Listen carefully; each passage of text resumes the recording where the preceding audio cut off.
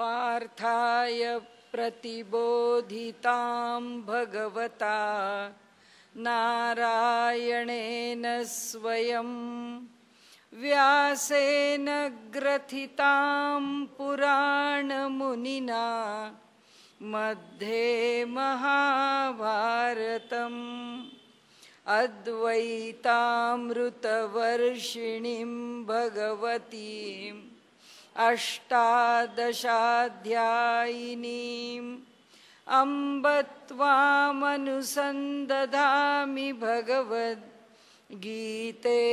भवद्वेषिणीं प्रपन्नपारिजाताय स्तोत्रवेत्रैकपाणये ज्ञानमुद्राय कृष्णाय गीतामृतदुहे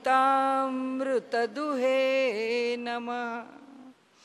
सद्गुरुं सच्चिदानन्दं केवलं करुणाकरं ज्ञानयोगेश्वरं वन्दे ज्ञानदेवं पुनः पुनः।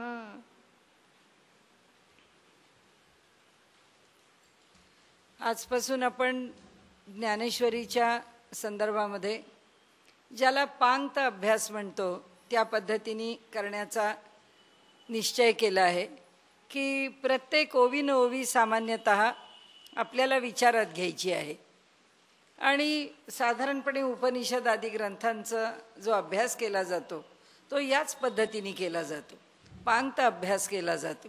तसा ज्ञानेश्वरीच्या प्रत्येक ओवीचा अभ्यास करत आपल्याला पुढे जाता येईल। ज्ञानदेवांची ज्ञानेश्वरी आता प्रस्तावनेमध्ये बोलताना ते म्हणाले तसं हे मराठी सारस्वताचं लेणं आहे आणि महाराष्ट्राला त्याचा अभिमान आहे। आपल्याला पुण्यात आहोत त्याचा तर अधिक अभिमान आहे की आपल्यापासून आळंदी इतकी जवळ आहे, देहू इतकं जवळ आहे की एवढे महाराष्ट्रातले दोन श्रेष्ठ संत आपण त्यांच्या इतक्या निकटच्या सहवासामध्ये आहोत। ज्ञानदेवांची विशेषता त्यांनी आपली अत्यंत शांत रसानी सगळ्या श्रोत्यांना मंत्रमुग्ध करून टाकणारे, शांत रसात भिजवून टाकणारे, त्यांनी आत्मदर्शनाच्या वाटेवर नेणारे ज्ञानेश्वर महाराज मात्र या विज्ञान युगामध्ये सुद्धा एक आपली चमत्कृती दाखवून जातात। जेव्हा आपली अंतराळ यानं चंद्रावरती किंवा इतर ग्रहांच्या वरती काही निरीक्षण परीक्षण करण्याकरता जातात, तशाच प्रकारे एक अंतराळयान जेव्हा चंद्रावरती उतरलं आणि तिथून भारताचं जे निरीक्षण परीक्षण करायचं आहे त्यामध्ये त्यांना दिलेला जो अक्षांश रेखांश भाग होता की या भागाची निरीक्षणं यावेळी आपण करून यायची आहेत, त्याप्रमाणे ते त्या निरीक्षणामध्ये त्यांनी पाहिलं आणि त्यांनी कळवलं तिकडून की मला असं कळवा की पृथ्वीचा सगळा गोल इथून बघताना एक वेगळं तिचं रूप बघायला मिळतं, एक अखंड रूप। पण एक गोष्ट अशी आहे की आपण ज्या अक्षांश रेखांशावर आम्हाला केंद्रित करायला सांगितलंय, फोकस करायला सांगितलंय, तो भाग कोणता आहे भारतातला? तर त्यांनी सांगितलं आपल्याला कशा करता पाहिजे? तर म्हणाले आश्चर्य असं आहे की आपण ज्या भागाचं निरीक्षण मला करायला सांगितलंय त्या भागातून इकडे उलट प्रकाश फेकला जातोय, कोणता भाग आहे? तेव्हा त्यांनी सांगितलं की तो भाग पुणे जिल्ह्यातला आळंदी परिसर आहे की माऊलींच्या समाधीस्थानावरून माऊलींनी एक चुणूक दाखवली आहे की योगी आहेत, ते श्रेष्ठ पुरुष आहेत, त्यांनी आधुनिक विज्ञानाला सुद्धा चकित करणारं एक सामर्थ्य त्या स्थानावरून प्रकट केलंय। हे रोज प्रकट करायची गरज नाही, सगळ्यांकरता प्रकट करायची गरज नाही, केव्हा तरी एकदा सामर्थ्य काय असतं, योग काय असतो, सत्पुरुष काय असतात, समाधी काय असते, संजीवन समाधीचं स्वरूप काय असतं, एक त्याचा विचार करायला लावणारा आणि वैज्ञानिक पातळीवरती मनुष्यानी त्याचा उलगडा करत राहावा। ज्या काळाला जे योग्य आहे आणि ज्या काळाला जे भावणारं आहे, ज्या काळामध्ये मनुष्य ज्याचा मागोवा घेत जाईल असं जे कुतूहल या काळाचं आहे निर्माण करून ठेवलं माऊलींनी। त्यांचं कार्य मोठं आहे, त्यांचं कार्य वेगळं आहे। त्यांच्या दृष्टीने गुरुसेवा याच्या पलीकडे दुसरं कार्य त्यांना संभवत नाही. 13व्या अध्यायामध्ये त्यांनी अमानित्व अदंभित्वाच्या ठिकाणी जेव्हा त्यांचं निरूपण येतं तेव्हा मूळ निरूपण बाजूला राहतं आणि त्यावरती आपली गुरुभक्ती कशी आणि ती कशी प्रकट होते, कशी प्रकट केली जावी याचा आदर्श त्यांनी आपल्यासमोर ठेवला. त्यांच्या अंतःकरणातली भक्ती उदात्त आहे. त्यांच्या अंतःकरणातली भक्ती आपल्याला माहिती आहे की त्याची उंची काय आहे, त्याचा दर्जा काय आहे. पण समोरच्या माणसाला भक्तीसुद्धा कशी करावी हे कळावं लागतं. कारण भक्ताकडून आम्हाला भक्ती जरी नाही शिकता आली तरी श्रेष्ठ संत भक्तांच्याकडून आम्हाला निदान व्यवहारात प्रेम कसं करावं हे तरी शिकता आलं पाहिजे. ते सुद्धा सोपं नाही आहे. ते सुद्धा पेलणं सोपं नाही आहे. ते सुद्धा करणं सोपं नाही आहे. माऊलींनी असं म्हटलंय की ह्या भागवत धर्माचा प्रसार प्रचार करणं हे आमचं काम आहे. पण जो भागवत धर्म त्यांच्या काळी म्हणजे त्यावेळी विद्यमान काळामध्ये 13व्या शतकामध्ये ज्याचं स्वरूप अत्यंत विकृत झालेलं होतं, अशा भागवत धर्माला पुन्हा सुसूत्र करणं, त्याला उत्तम प्रकाराने त्याला एक रूप देणं, एक बंदिस्त अशी त्या धर्माची चौकट निर्माण करणं, त्याला तत्त्वज्ञानाचा एक चांगलासा आयाम देणं, जी विकृती निर्माण झाली आहे त्याच्यातून ते तत्त्वज्ञान दूर करणं, अशी अनेक कामं माऊलींच्या समोर होती. आणि त्याकरता त्यांनी भागवत धर्म, ज्या भागवत धर्माचा आश्रय किंवा आधार ही भगवद्गीता आहे, पर्यायाने महाभारत आहे, त्याचबरोबर आमची सगळी वैदिक परंपरा, आमचे धर्मग्रंथ की ज्यामध्ये आचाराच्या विषयी विशेषत्वाने भर देऊन काही सांगितलेलं आहे, या सगळ्याला एक विकृतीकरण आलं होतं. मनुष्याचा आचार चमत्कारिक झाला होता. त्या आचाराला कर्मकांडाचं एक विकृत स्वरूपाचं एक दर्शन त्याच्यामधून लोक घडवत होते आणि त्यामुळे सगळा समाज एकमेकांपासून विस्कळीत होत होता. त्याचबरोबर धर्माचं स्वरूप विस्कळीत होत होतं. तत्त्वज्ञान सगुणाची उपासना इतकी परिसीमेची लोकांच्याकडे प्रसृत झाली होती की त्या सगुण उपासनेचा सुद्धा धागा समाजामधून तुटलेला होता किंवा त्याचं विकृतीकरण झालेलं होतं. अशा प्रकारे कोणतंही क्षेत्र घ्या, तत्त्वज्ञानाचं क्षेत्र घ्या, तत्त्वज्ञानाच्या क्षेत्रामध्ये सुद्धा जो बुद्ध काळापासून किंवा बौद्ध पंथापासून जे सुरू झालं वैदिक धर्मावरती आघात होणं, ते आघात तसे थांबले नाहीत. आणि बौद्ध धर्मामध्ये असणारं वैराग्याचं जे विकृत स्वरूप आहे तेच विकृत स्वरूप आमच्याही धर्मामध्ये आलं. कारण असं आहे, समाजामध्ये ज्या धर्माचा प्रादुर्भाव होतो, आज आपण विचार केला तर आज ज्या प्रमाणाने आपल्याला भौतिक विज्ञान हे आकर्षित करतंय, प्रभाव पाडतंय आणि ह्या विज्ञानाच्या पार्श्वभूमीवरती किंवा त्याच्या ज्ञानावरती आम्ही बाकीची सगळी शास्त्र तोलू पाहतोय किंवा त्याला निकषच आम्ही भौतिक शास्त्राचा लावू पाहतोय. त्याचं कारण असं ह्या शास्त्राचा प्रभाव आहे. आज याच्या प्रभावामध्ये आम्ही इतर गोष्टी पाहतो आहोत. तसंच त्या काळामध्ये सुद्धा बौद्ध धर्म राजाश्रयानी इतका उत्कर्षाला आलेला होता की लोकांच्यावरती त्या धर्माचा प्रभाव होता आणि त्या प्रभावाने बौद्ध धर्मामध्ये विचारात घेतलेली वैराग्याची भूमिका, कारण त्यांचं सूत्रच होतं सबम शून्यम, सगळं काही शून्य आहे आणि सर्वम क्षणिकम, सर्व काही क्षणभंगूर आहे. त्यामुळे प्रत्येक क्षणाक्षणाला जग बदलत आहे. त्यामुळे काही स्थिर नाही आहे. सगळंच जर शून्य, म्हणून ते शून्य आहे, म्हणून सगळं क्षणभंगूर आहे.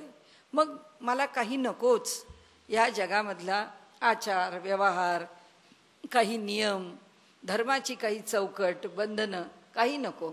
म्हणून बौद्ध विहारांच्या मधून आमचेही लोक, म्हणजे त्या काळामध्ये अर्थातच तो पंथ आधी नव्हताच म्हटल्यानंतर वैदिक परंपरेमधूनच ज्यांना बौद्धांचा विचार आवडला ते बौद्धांकडे वळले.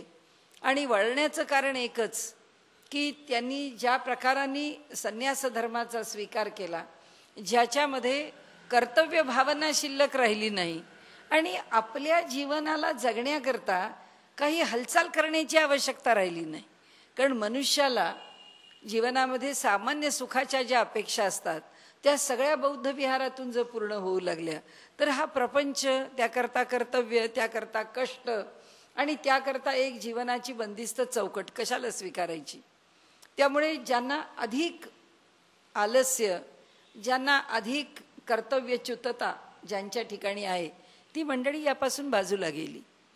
ज्यांना हिंसा सहन नाही झाली, वैदिक परंपरेमधल्या यज्ञयागामध्ये जी पशुहिंसा होत असे ती ज्यांना मान्य झाली नाही, त्यांनी परिसीमेचा टोकाचा पंथ निर्माण केला आणि जैन पंथामध्ये त्यांनी त्या पंथात आपल्याला समाविष्ट करून घेतलं.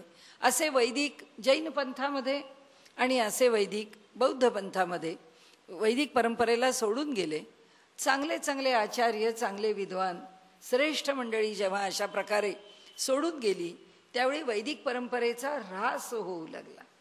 आणि त्यामध्ये ती परंपरा टिकवण्याकरता शंकराचार्यांच्या सारख्यांनी बौद्ध धर्माला या भारतामधून अगदी सीमारेषेच्या पार पलीकडे नेलं, अगदी हिमालयाच्या सुद्धा त्या टोकाला नेलं. आणि बौद्ध धर्म आमच्या इथे अधिकाधिक प्रमाणामध्ये त्याचा ऱ्हास करण्याचा प्रयत्न केला. किंबहुना त्यांनी जे कार्य केलं त्यापासून आमच्या स्वातंत्र्याचा काल जवळ येईपर्यंत या देशामध्ये बौद्ध धर्माचा पुन्हा उदय झाला नाही. आणि इथे इतक्या मोठ्या प्रमाणामध्ये शंकराचार्यांनी कार्य करून ठेवलेलं आहे. परंतु जरी बौद्ध धर्माचा प्रादुर्भाव झाला नाही तरी वैदिक धर्म काही मोठा भरभराटीला राहिलेला नव्हता. आणि 12व्या शतकामध्ये तर परिस्थिती अशी होती की ज्या काळामध्ये ज्ञानदेव आहेत त्या काळामध्ये निस्वार्थ भूमिकेमधून आपल्या जीवनाचं कर्तव्य पार पाडणं ही भूमिका आमचा समाज विसरला होता. कारण भागवत धर्माने आमच्या समाजाला काय शिकवलं की स्वार्थाने प्रेरित होऊन आपली कर्तव्य नाही पुरी करायची, निस्वार्थ भूमिकेतून आपलं जीवन चालवायचं. आज पर्यावरणाच्या संबंधाने आणि त्याच्या आपण संदर्भामध्ये आज जितकं कमीत कमी निसर्गाला लुटावं, जितकं कमीत कमी निसर्गाकडून घ्यावं, जितका कमीत कमी निसर्गाचा ऱ्हास करावा याचा आज विचार करतो या भागवत धर्माने फार पूर्वी केलेला आहे. आणि त्यांनी असं म्हटलेलं आहे की समाजाने आपल्याला आजच्या भाषेत बोलायचं तर बेअर मिनिमम नीड्स मध्येच मनुष्याने आपलं जीवन व्यतीत केलं पाहिजे.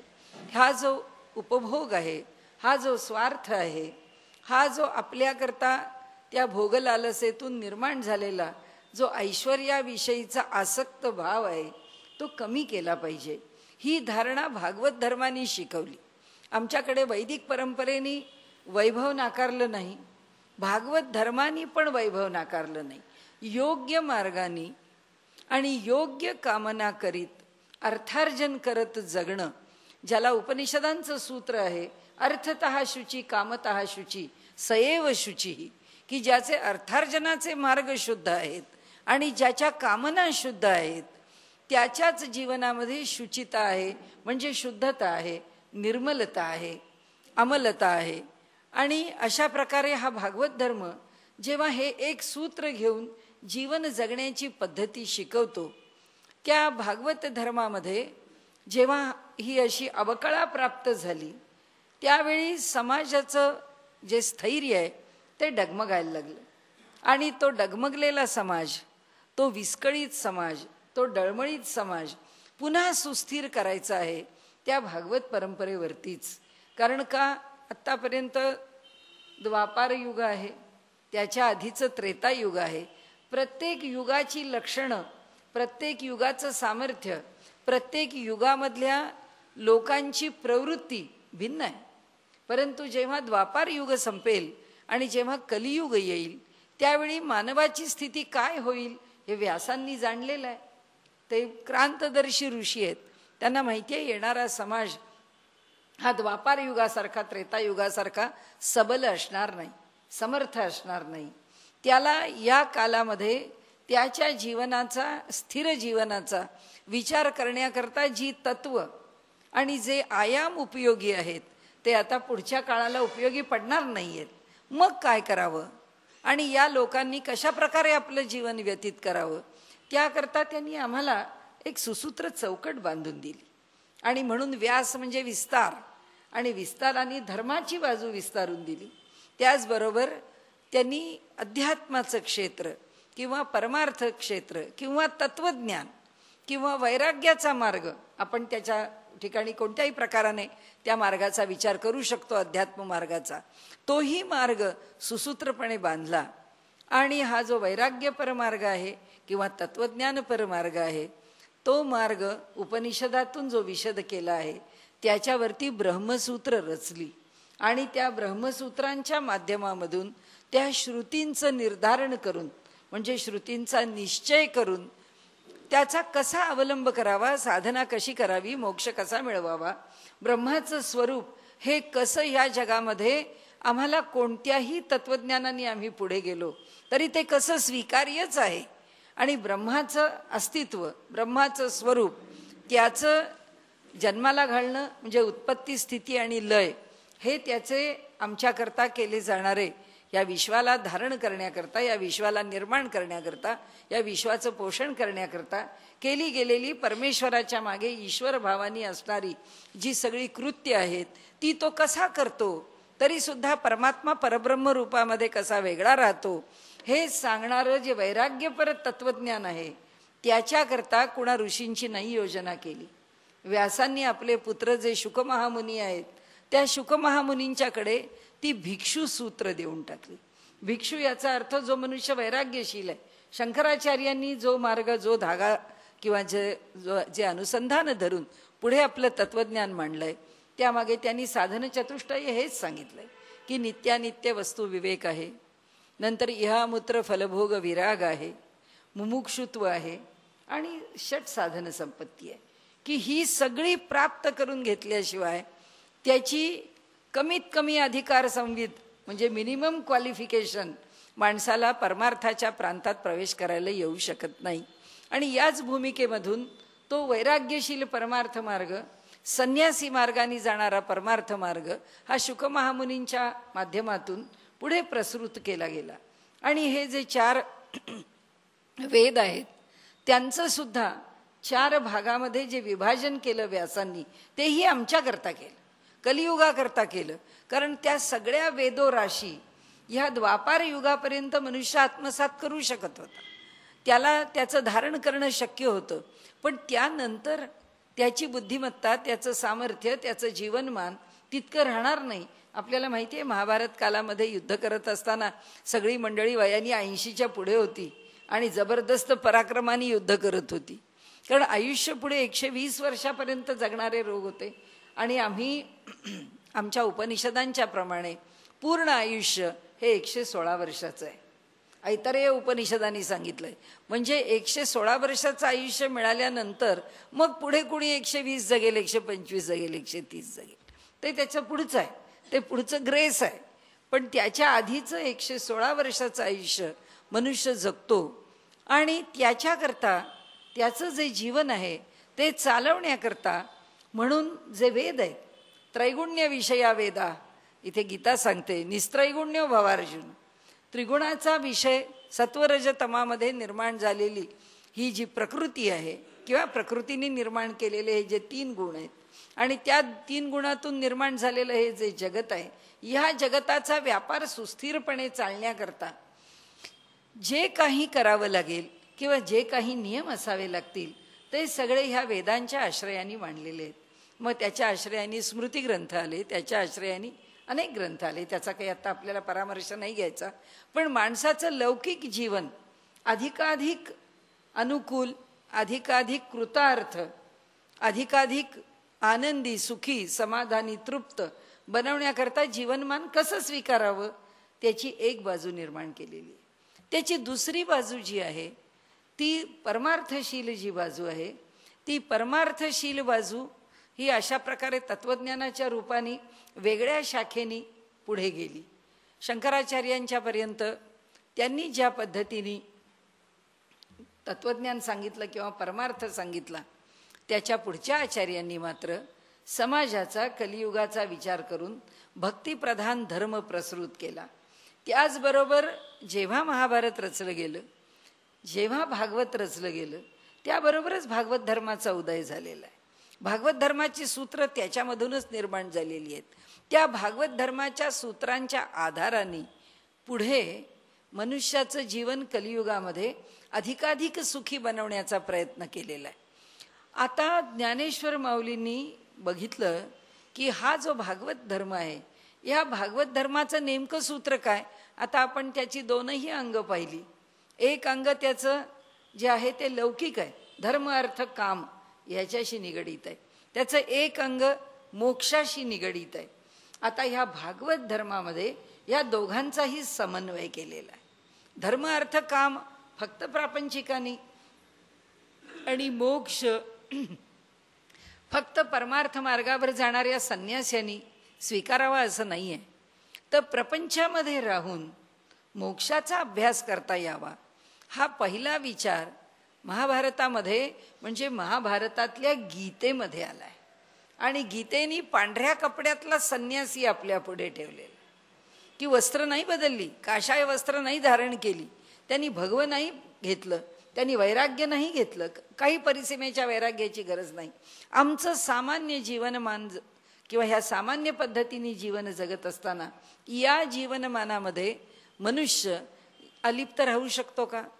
मनुष्य आपल्या जीवनामध्ये काही पारमार्थिक लाभ मिळवू शकतो का. मग तो मिळवत असेल तर कसे मिळवतो. म्हणून त्यांनी सर्व उपनिषदांचं दोहन करून सर्वोपनिषदो गावो दोग्धा गोपालनंदना, त्या गोपालनंदनाने सगळ्या उपनिषदांचं दोहन केलंय आणि त्याचं सार म्हणून आपल्याला गीता दिली आहे. हे जीवनाचं जगण्याचं तत्वज्ञान आहे. कुठल्याही माणसाला जो अत्यंत विरक्त आहे त्याच्याही करता, जो प्रापंचिक आहे त्याच्याही करता, प्रत्येकाला ह्या गीतेमध्ये आपल्याला ज्या पद्धतीने जगायचं आहे आणि आपल्याला जे तत्वज्ञान पाहिजे आहे ते मिळतं. आणि हा जो समन्वयात्मक धर्म आहे यालाच भागवत धर्म असं म्हटलं. जी सूत्र आहेत भागवत धर्माची ती सगळी अशीच आहेत. या भागवत धर्माचं पहिलं सूत्र आहे आपण मगाशी घेतलं त्याप्रमाणे की अत्यंत निस्पृहपणाने आपलं जीवन आपण योग्य तेवढ्याच अपेक्षांनी जगावं.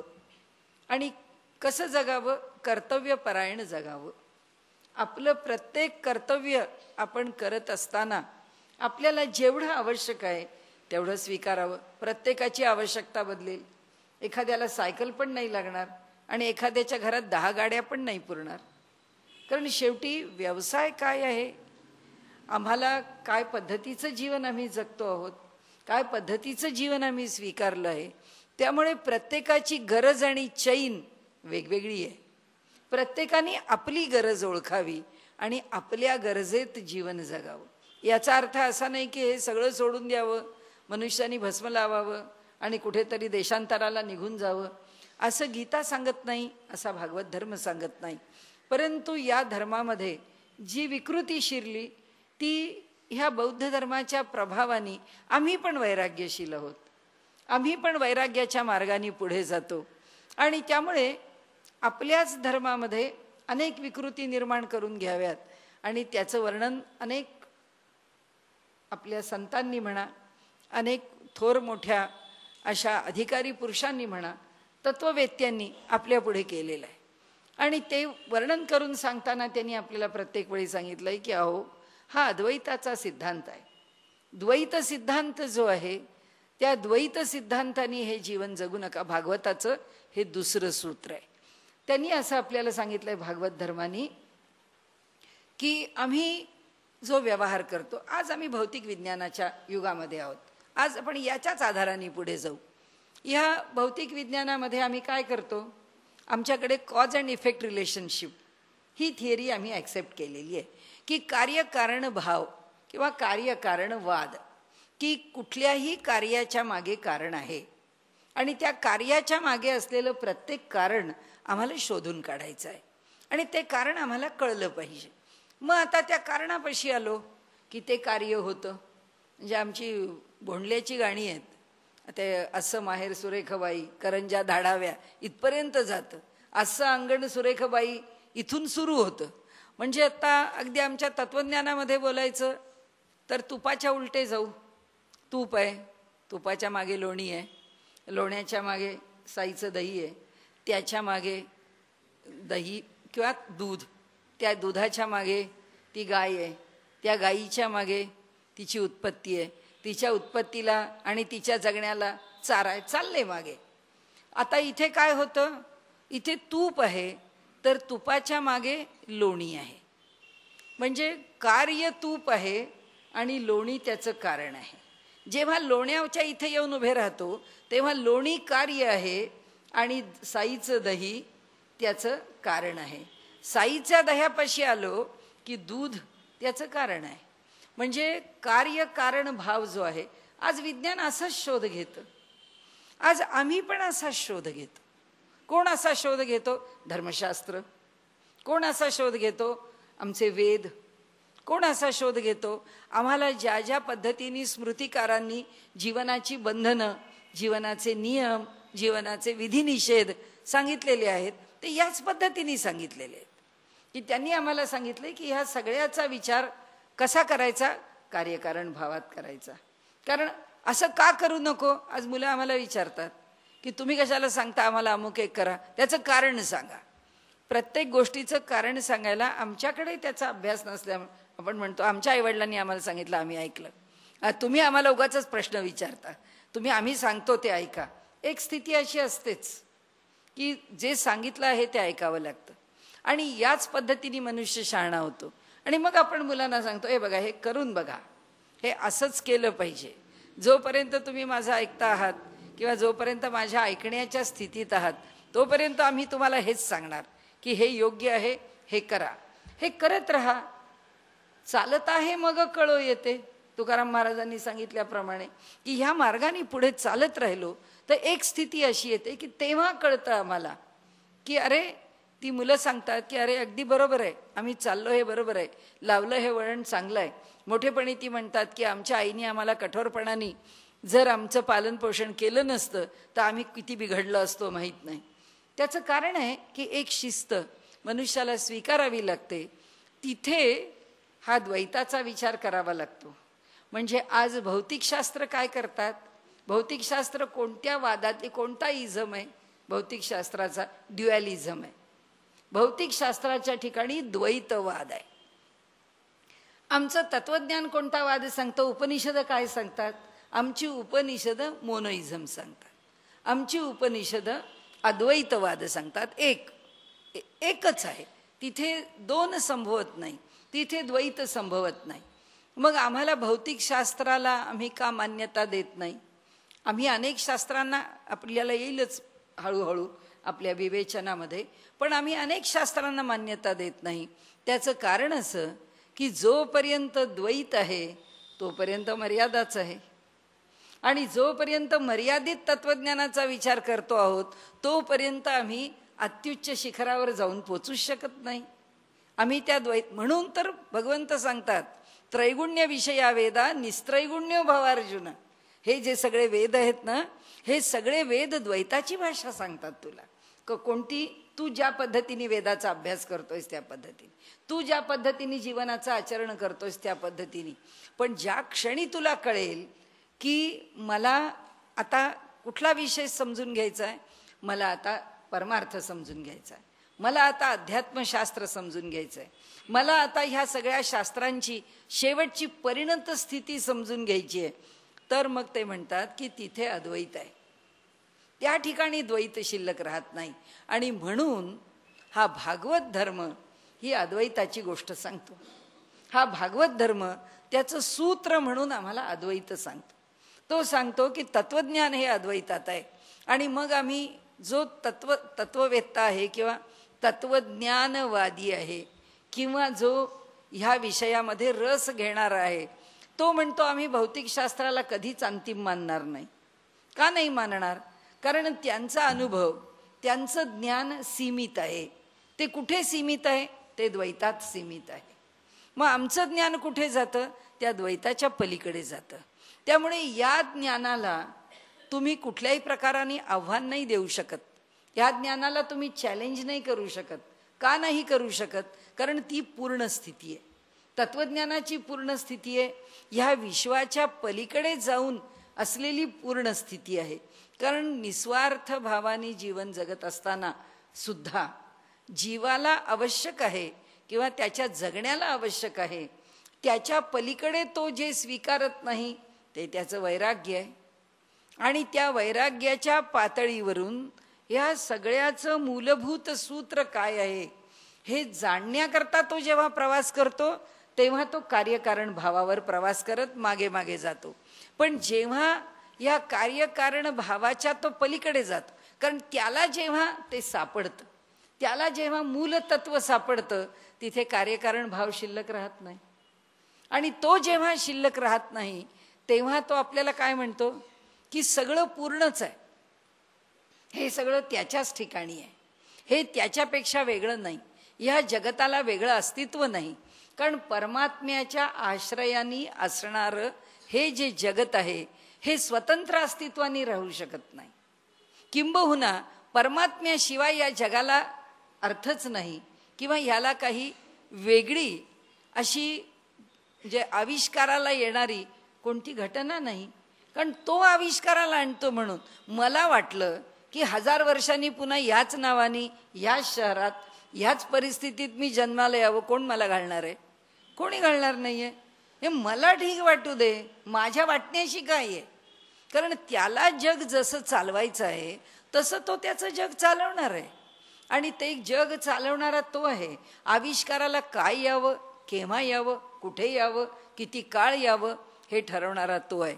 म्हणून ह्या भागवत धर्माने हे तत्वज्ञान आमच्या समोर आणताना सांगितलं की अहो ही सगळी समष्टी, हे सगळं ब्रह्मांड आणि ही व्यष्टी म्हणजे ही व्यक्ती, या ठिकाणी असणारा जीव म्हणजे हे पिंड आणि ब्रह्मांड, ह्या दोघांच्याही मध्ये कुणी वेगळा तिसरा उपस्थित राहू शकत नाही. या दोघांच्याही मध्ये एकच तत्व उपस्थित आहे, ते म्हणजे परमात्मा तत्व आहे. आणि त्याचं सोप्पं रूप आम्हाला काय सांगितलं ज्ञानदेवानी, जे जे भेटे भूत तया मानी भगवंत. म्हणाले त्याचा सगळ्यात सोपा आविष्कार आहे हा, की या जगामध्ये काहीही दिसू दे, काहीही असू दे, ते फक्त भगवंत रूप आहे. कशाला एवढी मोठी चिकित्सा करत बसता, कशाला त्याचा कार्यकारण भाव पाहत बसता, कशाला त्याच्या मागे द्वैत अद्वैताची चिकित्सा करता. एकच लक्षात ठेवा की तुमच्या सकट हे सगळं जे विश्व आहे, हे सगळं विश्व परमात्मा स्वरूप आहे. अहम ब्रह्मास्मी नाही. भागवत धर्मामध्ये अहम ब्रह्मास्मी पर्यंतचे वाक्य नाहीत. शेवटचं वाक्य आहे सर्वम खलु इदम ब्रह्म. सर्व काही ब्रह्म आहे, मी ब्रह्म आहे नाही. मी ब्रह्म आहे तोपर्यंत माझ्या अस्तित्वाचं मी वेगळं काही समर्थन करतोय, इथे ते नाही. आणि माऊली म्हणते इतका सुंदर धर्म असताना आमच्याकडे भक्तीची विकृती, आमच्याकडे ज्ञानाची विकृती, आमच्याकडे ध्यानाची म्हणजे योगमार्गाची विकृती आणि कर्मकांडाची तर विकृतीच विकृती. आणि त्यामुळे हा आवडणारा, हा अत्यंत ज्याला आपण असं म्हणू की समाजाला संतुलित ठेवणं, जीवन कसं जगावं, कशाच्या आधार, आम्ही वैशेषिकांना नावं ठेवायला किंवा बौद्ध परंपरेमध्ये तुम्ही जेव्हा पुनर्जन्माचा सिद्धांत मानता मानत नाही, जैन मानतात, काही गोष्टी मानत नाहीत, त्याकरता त्यांच्यावरती जेव्हा ब्रह्मसूत्राच्या माध्यमातून ह्या अशा तत्वज्ञानाबद्दल त्यांच्या तत्वज्ञानावर हल्ले होतात, तेव्हा आम्ही काय, आम्ही फक्त श्रेष्ठ आहे, आम्ही फक्त मोठे आहोत म्हणून हल्ले करतो? नाही. आम्ही ते तत्व आम्हाला पाहायचंय असं काही नाही आहे की मला मोक्षाचीच अपेक्षा पाहिजे. ज्ञानेश्वरी वाचायला बसलो म्हणजे आता अगदी मोक्ष मिळवण्याकरता आम्ही भगवंताच्या दिशेने चालायला लागलो किंवा आम्हाला पळत जायचंय म्हणून आम्ही लागलो, असला काही प्रकार नाही. हे कशा करता आहे? हे एक अधिष्ठान असं आहे की जे अधिष्ठान उलट्या बाजूनी आमचं जीवन अधिकाधिक चांगल्या मार्गावरून घेऊन जातं. नाही तर आम्ही कशाला चार्वाकाला नावं ठेवली असती.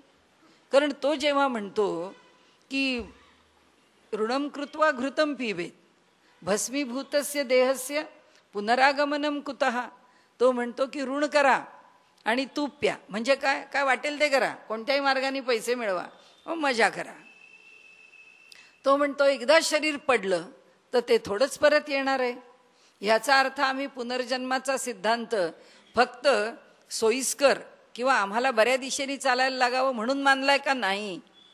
तो ह्या वैदिक परंपरेचं ह्या जगातलं सगळ्यात शेवटचं एकमेव वैशिष्ट्य आहे की सगळ्या धर्मांच्या पेक्षा आमचा धर्म कुठे श्रेष्ठ आहे, कुठे वेगळा आहे, तो आम्हाला काय देतो? तर तो आम्हाला जे देतो ती ही एक गोष्ट देतो, ती म्हणजे आत्म्याचं अमरत्व सांगतो की आत्मा नैनम छिंदंती शस्त्राणी नैनम दहती पावकः, तो कशानेच नष्ट होत नाही, तो आहेच. आणि तो जो जीवभाव धारण करून आहे तो पुन्हा पुन्हा तो जीव जो आहे तो जन्माला येतो. कारण जो जन्माला आला आहे त्याचं मरण जातस्यही ध्रुवोर मृत्यू, जन्माला आला आहे त्याचं मृत्यू अटळ आहे. ज्याचा मृत्यू झालाय त्याला पुन्हा जन्मही तितकाच अटळ आहे. कारण का? तर तो त्याच्या पलीकडे गेला नाही म्हणून. हे सगळं सूत्र काय आहे? हे सगळं सूत्र माऊलींनी थेट सामान्यापर्यंत आणून ह्या भागवत धर्माच्या रूपाने पोचवलेलं आहे. ते पोचवताना अगदी व्यवहारामधला एखादा आपल्याला जाता जाता एखादा प्रसंग सांगायचा तर समाजामध्ये ह्या सगळ्या तत्वज्ञानाचं अभिसरण कोण करतं? या सगळ्यांचं मोठेपण कशात आहे? माऊलींचं मोठेपण कशामध्ये? माऊलींचं मोठेपण हे तत्वज्ञान ज्याला काही कळत नाही त्याला त्याच्या शब्दात समजेल या पद्धतीने मांडण्यात आहे आणि त्याच्या जीवनात त्याचा अवलंब होईल हे जास्त महत्त्वाचं. की नुसतं शाब्दिक नाही आहे, ही नुसती लिटरल जगलरी नाही आहे, हा नुसता शब्दांचा खेळ नाही आहे, तर हे जे आहे हे जीवन जगण्याचं तत्वज्ञान आहे. म्हणून आपल्याला सांगते की आपल्याकडे अनेक परदेशी लोकांनी जे घटना प्रसंग नोंदवले त्याच्यामध्ये एक बेळगावच्या बाजूचा प्रसंग नोंदवलेला आहे की तिथेही जी उष्णता आहे, तिथेही जो उन्हाळ्यातला त्रास आहे तो त्रास त्या ब्रिटिश अधिकाऱ्यांना सहन होत नव्हता. त्या ब्रिटिश अधिकाऱ्यांनी आपल्या घरामध्ये बाहेर अशा गवताच्या झोपड्या शाकारलेल्या असत उन्हाळ्यामध्ये आणि त्याच्यावर पाणी शिंपडून गवत टाकायचे. आता ते काय राज्य करत होते आमच्यावर, त्यामुळे आज टाकलेली गवताची पेंढी सुद्धा उद्या त्यांना नको असे. त्या पेंढ्या काढायला लावत पुन्हा दुसऱ्या पेंढीनी ती त्याचं झोपडीचं जे छत आहे ते शाकारायला सांगत असत. आता अर्थात ह्या सगळ्या ऑफिसर्सच्या घरी जी पेंढ्या यायच्या त्या बायका आपल्या रानातून काढून आणायच्या आणि द्यायच्या. तर अशीच एका अधिकाऱ्याच्या घरी ती त्या रोज गवताचे भारे आणून देत असे. रोज तो तिला पैसे देत असे. पैसे घेऊन ती जायची आणि सगळ्या बायका मिळून आपल्या गावाला निघून जायच्या.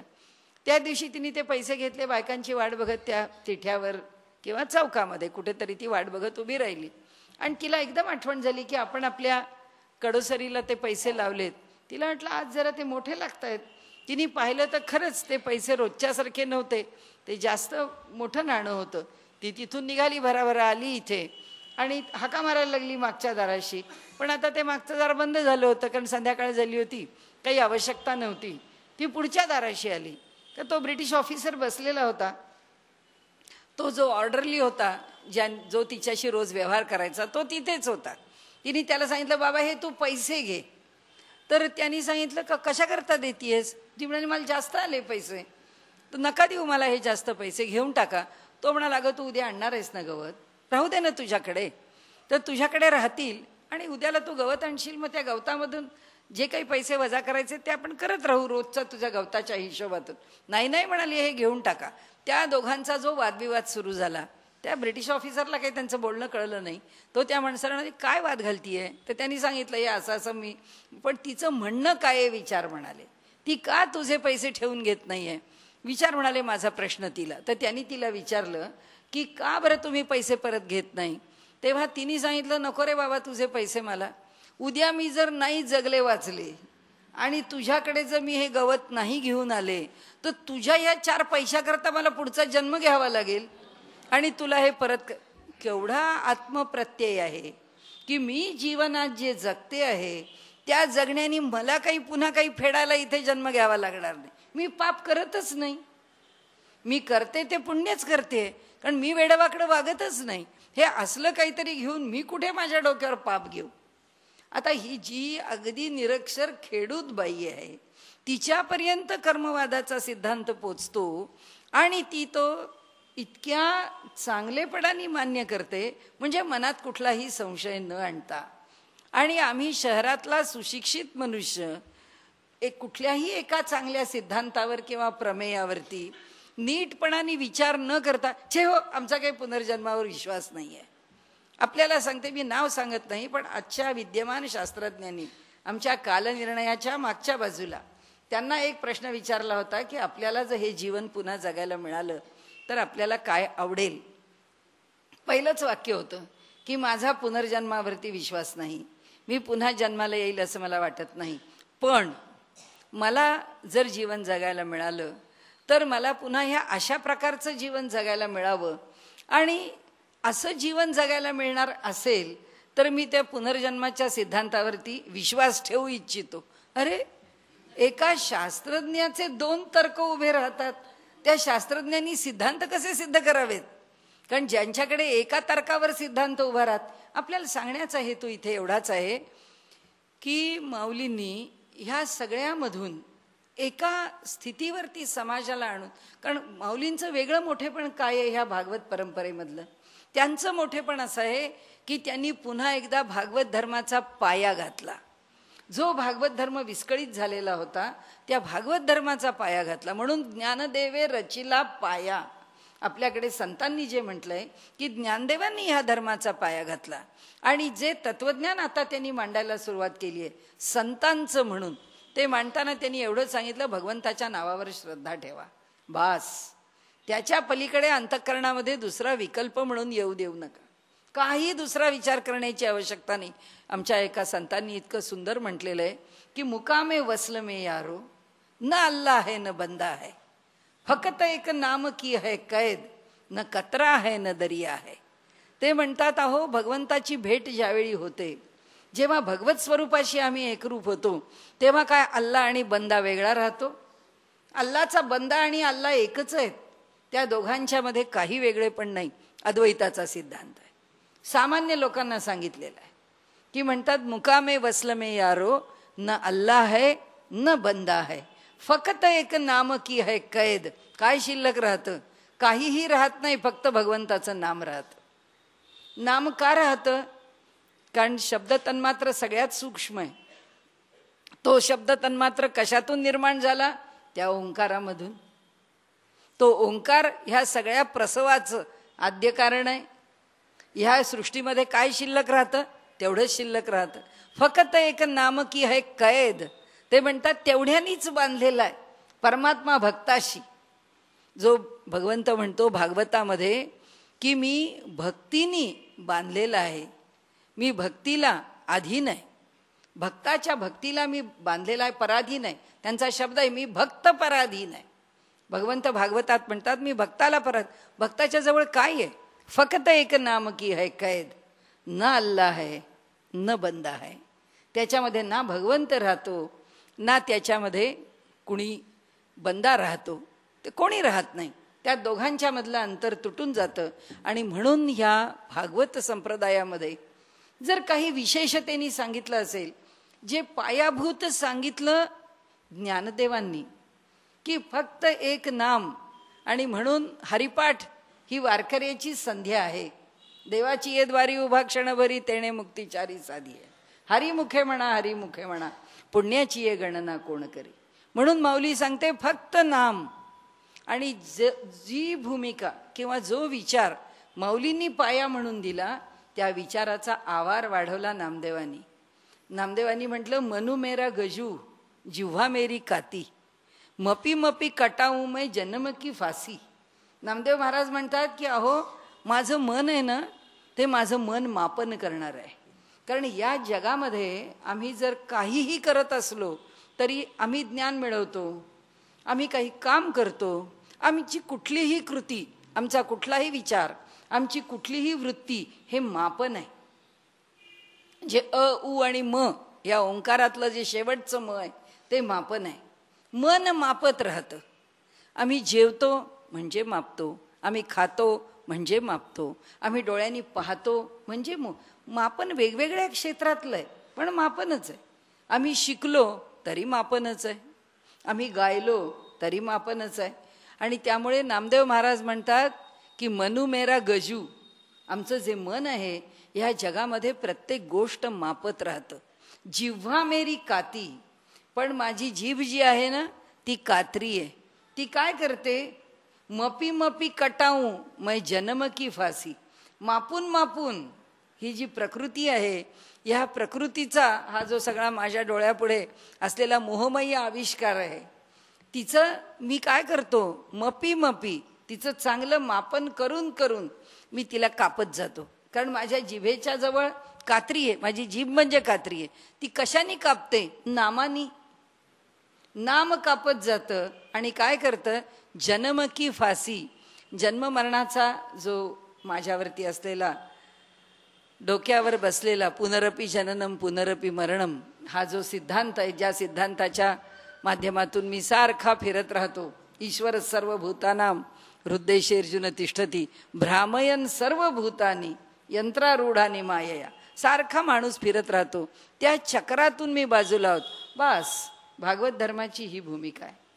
फार ज्ञानदेवानी त्याला व्यापक केलं नाही. आणि एक त्यांच्या भूमिकेचा आणखीन एक भाग आहे, आणि तो एक भाग म्हणजे असा की ते म्हणतात की आता तो परमात्मा आहे, त्याला मी सगुण म्हणू का निर्गुण म्हणू. हे संतांचं अद्वैताकरताचं एक विशेष तत्वज्ञान आहे. ही संतांची विशेषता आहे. आज हेतू हिमाचल सगळ्या भारतभरातल्या संतांनी स्वीकारलेले हे तत्वज्ञान आहे की भगवंताची भक्ती मी कशी करू, सगुणात करू का निर्गुणात करू. तुझं सगुण म्हणू की निर्गुण रे, सगुण निर्गुण एक गोविंदू रे. एकच परमात्मा आहे. ज्या परमात्म्याला, ज्या पांडुरंगाला, ज्या विठोबाला मी तिथे समचरण उभा पाहतो, तो जो पांडुरंग आहे तो निर्गुण पण आहे, तो सगुण पण आहे. आता कसा सगुण आहे, कसा निर्गुण आहे. जेव्हा त्याचं मी नाम घेतो तेव्हा मी नाम सगुणात घेतो, त्याची भक्ती मी सगुणात करतो, पण अनुभव मी निर्गुणाचा घेतो. या सबंध ज्ञानेश्वरीत जे तत्वज्ञान आहे त्या सगळ्या तत्वज्ञानाचा पाया एवढाच आहे. हे सगळं तत्वज्ञान गीतेच्या आधाराने वेगळ्या वेगळ्या प्रकारांनी विकसित केलंय. तुझं सगुण म्हणू की निर्गुण रे, सगुण निर्गुण एक गोविंद रे.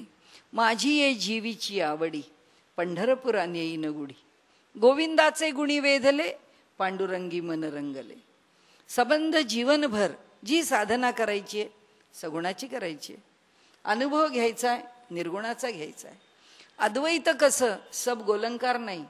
अद्वैत म्हटलं आणि अद्वैताचं स्पष्टीकरण नाही दिलं, संत का नाही देणार. त्याचा अनुभव घेतात, जो अनुभव घेतात तो आमच्या पुढे मांडतात. आणि त्यामुळे मांडणी करायला ते म्हणतात अरूपाचे रूप दावीन. काय तुम्ही सांगता, ज्याला पाहू शकत नाही त्याचं रूप दाखवीन. म्हणाले शब्दाशिवाय शब्दे विण संवादू करीन तुमच्याशी, बुझे विण अनुवादू करीन. शब्दाचे वालिफ फेडीजे, शब्दावरची जी जी काही पडलेली झालर आहे, त्याच्यावर पडलेले पडदेत दूर करून टाकीन. आत्मप्रत्यय आहे, माझी वाणी आहे हा अमृताचा बोलू कौतुके, का हा अमृताचा बोल आहे. आणि हा बोल काय आहे, हा बोल तुम्हाला अनेक प्रकारांनी एक श्रेय देईल, अनेक प्रकारांनी यश देईल.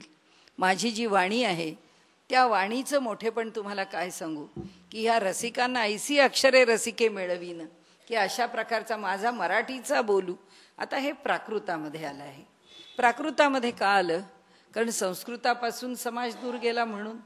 एक सर्वसामान्य माणसाच्या करता देशिकाराचे घाट बांधले, की मूळ तत्वज्ञानावरती देशी भाषेने आम्ही त्याला लोकांना उपलब्ध होईल अशी स्थिती निर्माण करून दिली. आणि सर्वसामान्य मनुष्य तत्वज्ञानाच्या अधिक जवळ जाऊ लागला. त्याच्याही पलीकडे माऊलींनी शेवटी सांगितलं, अडाणी आहे, विचारा निरक्षर आहे, त्याला काही त्यातलं कळत नाही तत्वज्ञानातलं. पण ते म्हणाले त्याला कळो की न कळो, श्रवण भक्ती करतोय, त्याला असं वाटेल की जो पुष्कळ अभ्यास केलाय, पुष्कळ पारायणं केली आहेत, पुष्कळ ग्रंथ धांडोळले आहेत, तो म्हणजे भगवंताच्या गाभाऱ्यात पोचलाय. आणि मला त्यातलं अक्षर पण कळत नाही. मी कुठे आहे, मी कुठेतरी बाहेर आहे, अगदी पार तळागाळात आहे, मला कसं त्यातनं काही श्रेय मिळवायचं. माऊली म्हणते असं होत नाही देवाच्या दरबारामध्ये. तळलिया वरलिया एकची पकवानने, की इथे असं आहे श्रीमंताच्या घरातलं हे जेवण आहे. त्या लंगरमध्ये बसायला तिथे मेजवानीचा थाट फक्त वरती आणि सामान्यांना साधं जेवण होत नाही म्हणाले. श्रीमंताचं वैभव असं आहे की जे वरती पंक्तीत मिळतं तेच खाली लंगरमध्ये मिळतं. तेच खाली सर्वसामान्यांकरता जे भोजन दिलंय. त्यामुळे जो ज्ञानेश्वरीच्या गाभाऱ्यात पोचला त्यालाही फल तेच आहे, आणि जो केवळ दाराच्या बाहेर उभा राहिला त्यालाही फल तेच आहे. आणि म्हणून त्यांनी सांगितलं की जो त्याचं मर्म जाणेल, त्याच्या मागची भूमिका जाणेल, तो त्याचा पारखी आहे आणि तो त्याचं फल मिळविल. आणि त्यामुळे माऊलींचा अधिकार जो आहे तो ह्या भागवत धर्माच्या परंपरेतच नाही, पण तत्वज्ञानाच्या मांडणीमध्ये त्यांच्यासारखी अजोड रचना आपल्याला बघायला मिळणार नाही. म्हणजे त्यांनी सांगितलं मगाशी त्यांच्या प्रस्तावनेत, मी नेहमीच म्हणते की ह्या ज्ञानेश्वरी एवढा श्रेष्ठ, रसाळ, तत्वज्ञानाने भरलेला आणि काव्य चमत्कृती मनाला स्तिमित करणारा ग्रंथ जगाच्या पाठीवर आपल्याला कुठेही बघायला मिळणार नाही. माझी तर खात्री आहे ह्याच्या इतका श्रेष्ठ ग्रंथ जगात नाहीच आहे. आणि त्यामुळे मराठी सारस्वतामध्ये आम्हाला मराठी साहित्य संमेलनाकरता दुसऱ्या अध्यक्षाची जरुरी नाही. आमच्या मराठी साहित्य संमेलनाचा हा अनभिषिक्त सम्राट आहे ज्ञानेश्वर महाराज. त्यांच्याशिवाय दुसरा कोणी. ह्यावर्षी इतका आनंद आहे की माहिती नाही कसं उजाडलं, पण मराठी साहित्य संमेलन यावर्षी घुमानला होत आहे. जी नामदेवांची भूमी आहे, जिथे नामदेवांचं मंदिर आहे, जिथे नामदेवांचं समाधी मंदिर आहे, नाही तर दुर्दैवाने आजपर्यंत परिस्थिती अशी होती की मराठी साहित्य संमेलनामध्ये मराठी साहित्य ज्याला म्हटलं आहे त्यामध्ये संत साहित्याचा अंतर्भाव कधीच केलेला नाही. मराठी साहित्य म्हणजे संत साहित्य हा त्याचा प्रमुख भाग आहे, किंवा त्याचा स्वीकार सुद्धा केलेला नाही. ते साहित्यच नाही. या भूमिकेवरती जेव्हा मराठी साहित्याचा विचार साहित्य संमेलन करत होती, त्या पार्श्वभूमीवर यावेळी नामदेवांच्या ठिकाणी साहित्य संमेलन म्हणजे मोठा आनंदाचा उत्सव आहे. तर असो, आपल्यापुढे त्याची एक पार्श्वभूमी आपल्याला बघायची भागवत धर्माची. आणि त्या पार्श्वभूमीवर ज्ञानदेवांनी जी ज्ञानेश्वरी रचली ती केवळ गुरूंनी सांगितलं म्हणून, गुरूंची आज्ञा म्हणून गीता निवडली, कारण सगळ्या उपनिषदांचं सार आहे म्हणून. आणि विशेष असं आहे की उपनिषद आहेत, ब्रह्मसूत्र आहेत आणि भगवद्गीता आहे. ह्या तीन म्हणजे वेदांताची प्रस्थानत्रयी आहे. तर ही वेदांताची प्रस्थानत्रयी म्हणजे वेदांताच्या क्षेत्रात जर आम्हाला प्रवेश करायचा असेल तर हे तीन ग्रंथ आम्हाला माहिती पाहिजेत. ह्या तीन ग्रंथांचा थोडासा तरी आम्हाला अभ्यास करता आला पाहिजे किंवा आम्ही केला पाहिजे, तर आम्ही त्या प्रांतामध्ये प्रवेश करू शकतो. आता माऊलींनी कोणता ग्रंथ घ्यावा? माऊलींनी गीता घेतली. त्याचं कारण असं, कशाकरता उपनिषद, कशाकरता ब्रह्मसूत्र? त्या प्रत्येकाला त्याची काही मर्यादा आहे, परंतु हा साक्षात भगवंताच्या मुखातून आलेला तत्वज्ञानाचा स्रोत आहे. भगवंतानी अर्जुनाला सांगितला, हा नरनारायण संवाद आहे. याच्यापेक्षा त्यांनी आणखीन काय निवडावं श्रेष्ठ?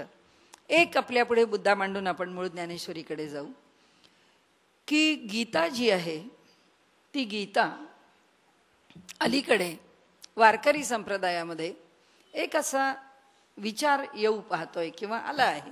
काही ठिकाणी तो प्रत्यक्षात त्यांनी उतरवला आहे की कशा करता ज्ञानेश्वरीच्या बरोबर गीता पाहिजे. कारण गीता नसली आणि नुसती ज्ञानेश्वरी वाचली तरी सुद्धा आमचं ज्ञानेश्वरीचं पारायण होऊ शकतं, कारण आम्हाला गीता नकोच. आम्ही फक्त ज्ञानेश्वरीचं पारायण करू शकतो, कारण ज्ञानेश्वर महाराजांनी ज्ञानेश्वरी स्वतःच इतकी श्रेष्ठ लिहिली आहे. तिच्या श्रेष्ठतेबद्दल वादच नाही आहे, ती श्रेष्ठच आहे. पण इतकं सगळं श्रेष्ठ तत्वज्ञान मांडणी आणि ज्यांनी निर्मिती केली त्यांना माहीतच आहे की आपल्या लिखाणाचं सामर्थ्य काय आहे. त्यांनी कशाला गीता आधाराला घेतली असती? घेतलीच नसती. त्यांनी भाष्य कशाला गीतेवरती केलं असतं? केलंच नसतं. दोन्ही गोष्टी आहेत. ज्ञानदेवांना निवडायला सांगितलं, तू आता काही भाष्य कर निवृत्तीनाथांनी, तेव्हा निवृत्तीनाथांना सन्मान द्यायचा आणि ज्ञानेश्वरांच्या मनीचं गुज म्हणून ज्ञानेश्वर महाराजांनी गीता घेतली. आणि दुसरं कारण, निवृत्तीनाथांचा सगळ्यात आवडता ग्रंथ गीता आहे हे ज्ञानदेवांना माहिती आहे, म्हणून ज्ञानदेवांनी ज्ञानेश्वरी लिहिण्याकरता गीतेवरती भाष्य केलं. म्हणून त्यांनी गीता निवडली आणि उघड आहे, भगवंताच्या मुखातली आहे. आपल्यापुढे सांगण्याचा अर्थ किंवा मांडण्याची भूमिका एकच आहे की कोणत्याही स्थितीमध्ये आज शेकडो वर्ष ज्ञानेश्वरी असताना आणि ती गीतेवरची टीका असताना, गीतेसहित ज्ञानेश्वरीचा अभ्यास करत असताना हे जे काही प्रवाद निर्माण होतात त्याच्या कुठल्याही विचारांना सामान्यतः बळी पडू नये. कारण काही कारण नाही आहे त्यामध्ये. कारण जे विवेचन आहे, वरचा गीतेचा श्लोक झाकून ठेवला आणि खाली विवेचन वाचलं तर विवेचनात काही अडतं का असं म्हटलं तर अडतं की नाही आपल्याला माहीत नाही. कारण भगवान मोठे आहेत, ज्ञानेश्वर महाराज मोठे आहेत. कुणाचाही त्या ठिकाणचा अधिकार सामान्य नाही. परंतु गीता आणि ज्ञानेश्वरी एकत्र आली तर काय होतं? समसमा संयोग की जाल. त्या ठिकाणी दोन्हीचा समसमान संयोग आहे. एकापेक्षा दुसरं वेगळं, दुसऱ्यापेक्षा एक कमी ही भावना असू शकत नाही. दुर्दैवाने ज्या अनेक विकृती भागवत धर्माच्या पुनर्स्थापनेच्या काळामध्ये ज्ञानेश्वर माऊलींना ज्या विकृती दूर करण्याकरता काही गोष्टी कराव्या लागल्या, आजही तसंच आहे. काळाकाळात असं घडत जातं, काही विकृती निर्माण होतात, त्या विकृती विशेषत्वानी दूर कराव्या लागतात. त्यातली एक विकृती यावर्षी वारीतली दूर करण्याचा प्रयत्न दूरदर्शनपासून सगळ्यांनी केला आहे. मी तो विषय आपल्यापुढे मांडत नाही, होशियार को इशारा काफी आहे. पण त्यांनी खूप चांगल्या तऱ्हेने ती विकृती दूर करण्याचा प्रयत्न केला. कुठेही परंपरेला सवंगता येत असेल तर ती सवंगता नेहमी दूर करण्याचा प्रयत्न केला पाहिजे. आणि त्याकरता माऊली ते कार्य करायला समर्थ आहे. ते कार्य करण्याकरता जन्माला आलेली आहे. सामान्य मनुष्य काही असा नाही की ज्याच्या करण्याने काही बदल होणार आहे. पण असं आहे ना, आम्ही जेव्हा सतत कार्य करत राहतो, उपनिषदांचं वचन आहे की नते श्रांतस्य सख्याय देवा. जोपर्यंत आम्ही दमेपर्यंत, थकेपर्यंत, आमच्या शरीरातल्या पूर्ण ताकदीनिशी जोपर्यंत प्रयत्न करत नाही तोपर्यंत भगवंत सुद्धा धावून येत नाही.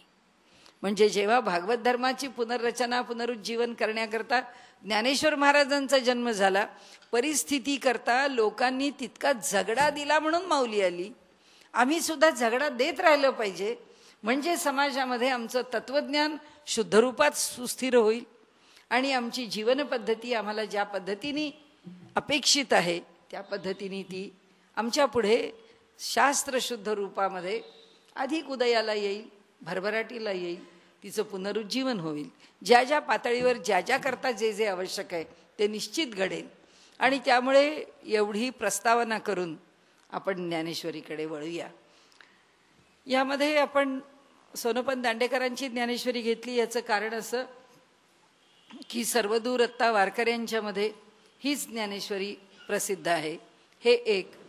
आणि सगळ्यात त्यातला अगदी एक आवडीचा, महत्त्वाचा किंवा काही म्हणा त्यातला एक भाग असा आहे, दांडेकरांची ज्ञानेश्वरी आपण का घ्यायची.